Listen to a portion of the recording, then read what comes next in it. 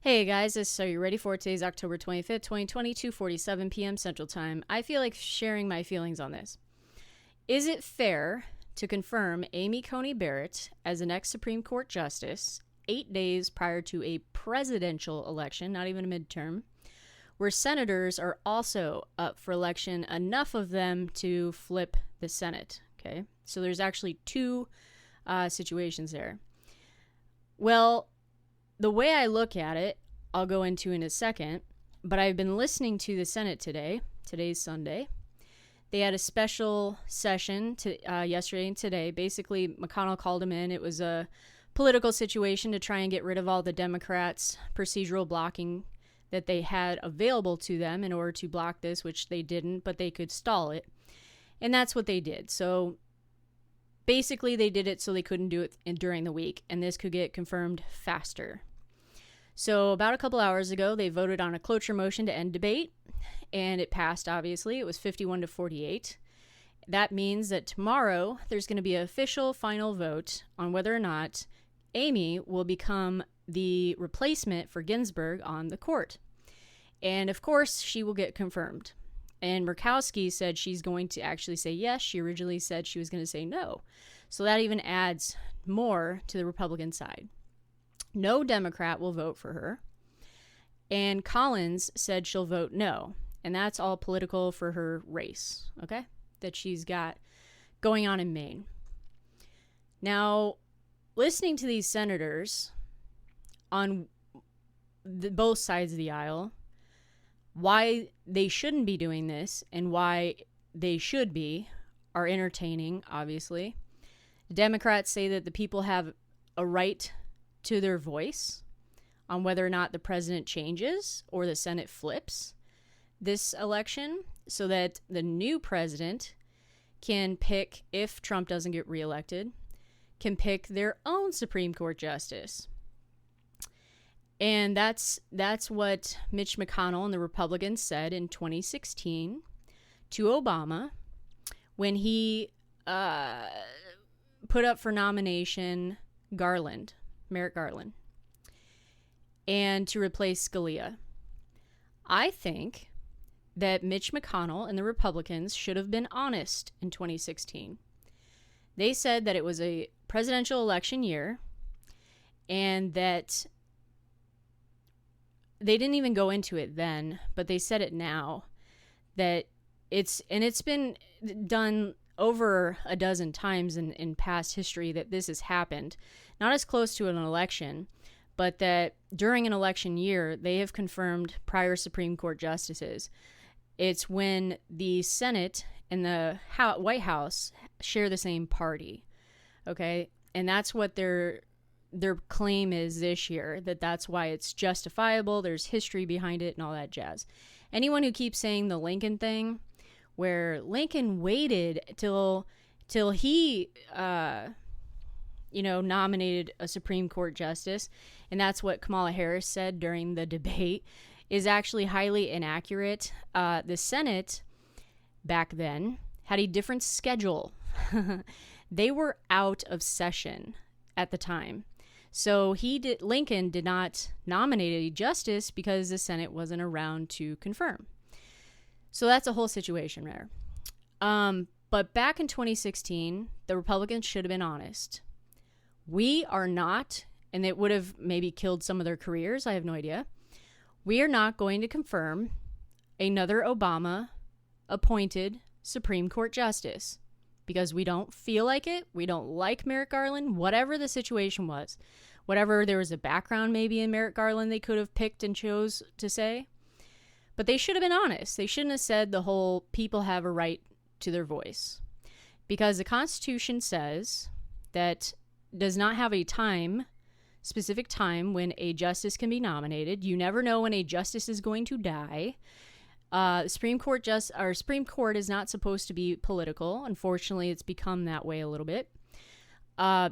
Mainly because there's either originalists and textualists, basically the same thing, constitutionalists, and then there's also the other side that align with the Democrats, which are living, breathing document of the Constitution, progressive, and feel that certain laws, as well as the Constitution, need to be updated for the times we live in now. Okay?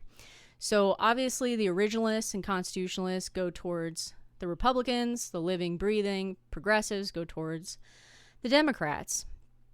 And that's why this is really a controversial vote. Yes, it has to do with the election, and they can claim that. People have a voice, meow, meow, meow. But it truly is because it's going to, what a lot of Democrats are saying, cause the court to lean, okay, Republican is what they're saying. Because it's going to be a, what is it, they say 3-6, but to be honest with you, it's really 4-5. What's his name? Roberts, although was nominated and confirmed by the Republicans, he's kind of a middle, feel like I do whatever I want guy. I don't know. I don't understand his philosophy. So anyway, but it's going to tip the courts in the direction they don't want to go. That's why it's controversial. Like I said, the Constitution doesn't say a timing when you can and cannot confirm a justice. Don't know when they're going to die. Doesn't say anything about the party in the Senate or the party in the party that's in the White House or anything else. Simply says that the president has the right to nominate and the Senate has the right to consent. So it shouldn't matter when it happens. It is what it is. It's politics that makes a difference. And my feelings, I think this process is perfectly fine because the people had a voice. They had a voice in an election in 2016 to vote for President Trump. Okay? They had a voice in 2016 and 2018 in the midterm to vote for the senators that are sitting there now. So as far as I'm concerned, the people had a voice, period. It's the people who may have a voice in the new Congress, new Senate, whether it changes hands or not, and whether or not the president changes hands. That means in the future. Okay, in the future. But right now, the people already had a voice. And that voice doesn't end on October 25th. That voice ends November 3rd. So, but on top of that, they really can't. The Democrats really have not gone after Amy on her merit, other than the fact they don't like that she is a textualist and originalist. But they were kind of bent out of shape. She wouldn't answer questions, which shouldn't have been answered. I watched her hearings, most of which were boring because of the behavior of the Democrats. And some questions were just outrageous, like Hirono asking whether or not she sexually assaulted someone in her past. So the hearings were kind of ridiculous, and it was focused on Obamacare. So let's go to Obamacare for a minute, and then I'm going to tell you how we got to this place to begin with. Because we wouldn't even be in this situation. There's usually a 60-vote threshold in order to confirm a Supreme Court justice. That changed. And I'm going to tell you how that changed and why that changed. The Senate is destroyed, as far as I'm concerned. The House has been recently destroyed, how they vote as well. But the court case that's coming before SCOTUS on November 10th has to do with severability, meaning whether or not Obamacare falls and is unconstitutional. The Democrats are saying that Trump, because he says that he was going to nominate Supreme Court justices to overturn Roe v. Wade and kill Obamacare and stuff. And to be honest, I haven't actually heard him say that. So I don't know whether he said it or not. But regardless, he did say he would put pro-life justices on the court, which she is pro-life.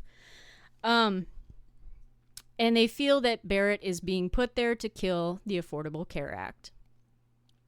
She was actually asked about it, and she said that judges, when it comes to severability, tend to go towards what the original intentions of what the legislative branch wanted.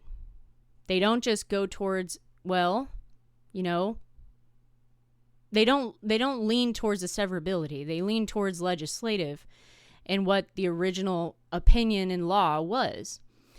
And by saying that, I thought that was interesting because that kind of leans towards she's not going to kill the Affordable Care Act. But here's the deal. So Democrats go to the courts to get laws changed and created all the time. All the time. And it's almost straight that way. And I'll say it like this. The Republicans have overturned several things regarding Obamacare in Congress, never been able to end it. They've brought it to court several times in the Supreme Court, found 2 or 3 sections of it were unconstitutional during the Obama administration, so those got overturned. But Republicans go to the courts for constitutional purposes. Democrats go to the courts for legislative purposes, which is why they're bent out of shape that the Supreme Court is changing hands or tilting towards the Republicans, okay? Because Republicans don't do that as judges either. They're not activist judges generally. When it comes to, and they're saying that the Republicans are bringing the Affordable Care Act up to Supreme Court because they can't overturn it in Congress. Well, yeah, that is partially true, but the difference is that the Republicans repealed the Obamacare mandate. Okay? That made the law kind of put in a situation where it could fall unconstitutional at that point. So they set it up to be ruled constitutional or unconstitutional. They didn't set it up for whether or not it's, should be there or it will hurt people if it's not there or whatever. It's on a social level. They set it up on whether it's constitutional or unconstitutional, not a legislative move.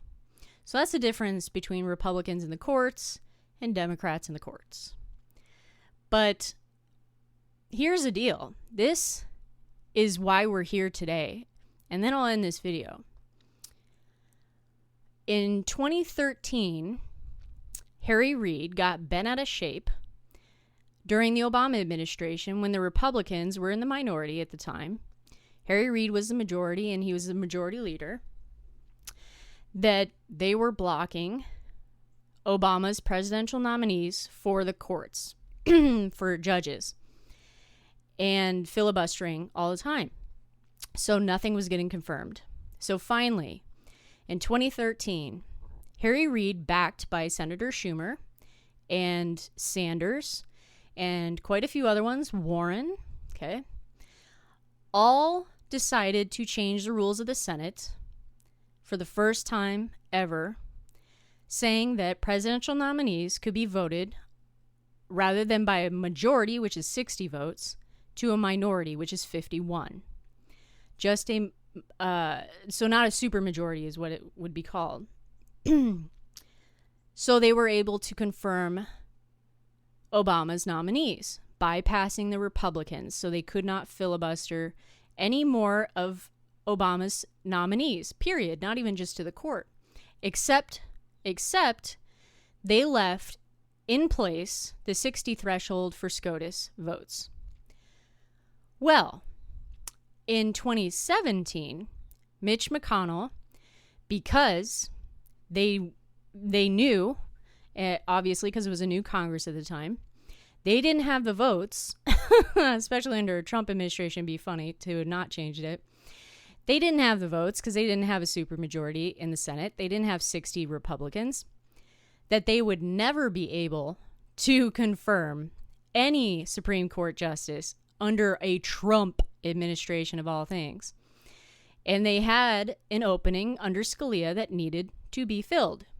So, also as kind of a, you're going to regret this, is what McConnell said on the floor. And of course, they did. Tit for tat, he changed the rules in the Senate in 2017 for that minor threshold of 51 votes to apply to Supreme Court justices. That's how they got Brett Kavanaugh confirmed. That's how they got Gorsuch confirmed, that's how they're going to get Amy Coney Barrett confirmed. None of that would have happened if Harry Reid hadn't changed the rules in 2013, pissed off the Republicans, and even put the idea of changing the rules like that. I highly doubt Mitch McConnell would have pulled what he did, because that's a tradition. I mean, that's been the case in the Senate forever, right? The entire history of the Senate. So they destroyed a lot of things in the Senate. By doing that, by changing both those rules, the Senate is destroyed. They're not going to be going backwards at all. They're not going to reinstate those rules. So on top of that, if the Democrats get the Senate this go round and it flips, they are interesting. Going to, and they've said over and over again, they're going to kill the filibuster. That's awful. And I know a lot of people don't like it. Even Trump doesn't like the filibuster. But that's a check and balance for the minority against the majority. And that's huge, okay? The filibuster needs to stay in place. There's a reason the filibuster exists, okay? It didn't exist when the Senate first started, but it came into play quite soon afterwards. And it's been there ever since. So they're changing the rule. Everybody, the party in power is changing the rules in order to get more power to do whatever the hell they want to get done. And it's obnoxious and it's crazy. And so that's why we're here today, is because of Harry Reid and Senator Schumer. Now, I'll say this, and then the House has also been destroyed because they created a proxy vote. This has nothing to do with SCOTUS. Proxy vote, they started during when the coronavirus happened. What that means is other representatives are able to vote on behalf of other representatives that are not there because of the coronavirus. Because if they were sick, if they were scared to be there, whatever the reason being. So they changed the entire function of the House on how to pass legislation and everything. They had it set for a specific date for it to end in September. They changed the rules again and set it to whenever the coronavirus emergency, national emergency, has been ended and is no longer an issue. And God knows when that'll be. So, and Nancy Pelosi did that for a purpose, obviously. And proxy votes have been all over the place. Hopefully, that does not happen in the Senate, because that would be awful to a whole new degree, because then both houses would be passing legislation they shouldn't be passing in a way they shouldn't be passing. These people need to show up to the floor and do their job. And that's why in the Senate for this confirmation, every Republican needs to show up, period, tomorrow, to make sure they get out of a quorum call to actually go to a vote. And that's why they were thinking about a whole bunch of things, because Lee and Tillis and Johnson all got the coronavirus, and they've since been cleared like last week. So in case someone came into an issue, they've been having a bunch of different what can we do situations, but they sure as hell didn't change the rules for that. And the rules for the Senate better not change the way the House did. And as far as I'm concerned, that proxy vote in the House, they'll find a reason to keep it. When or if the coronavirus situation ends, the national emergency that Trump put into place officially on paper ends, and that whole situation ends and the proxy votes go away, they will find a way to keep it. They will. We will have virtual hearings forever. Everything has been totally changed in our Congress forever. So that's why we are here today, confirming a Justice Barrett at a probably 52-53 vote rather than a 60 vote. It is 100% fair to be doing this. It's not even fair. It's right to be doing this. The people had a voice in 2016 and 2018 to have the Senate made up the way it is and who has the White House. And that voice does not end until November 3rd, 2020. And then what would be hilarious is if Trump gets reelected, and keeps the White House and the Senate stays Republican. Because then this entire arguments, all this craziness, everything just that is going back and forth on social media and everybody's opinion about, everybody needs a voice will be completely it will have been waste of breath, waste of arguments, and not be valid. And then what are they going to say? What would they say at that point? I know what they'll say. Nothing. It will disappear. It will disappear from the public forum just as immigration at the wall, at the border, has disappeared too. This is Are You Ready For It? Take care, guys. Have a great day.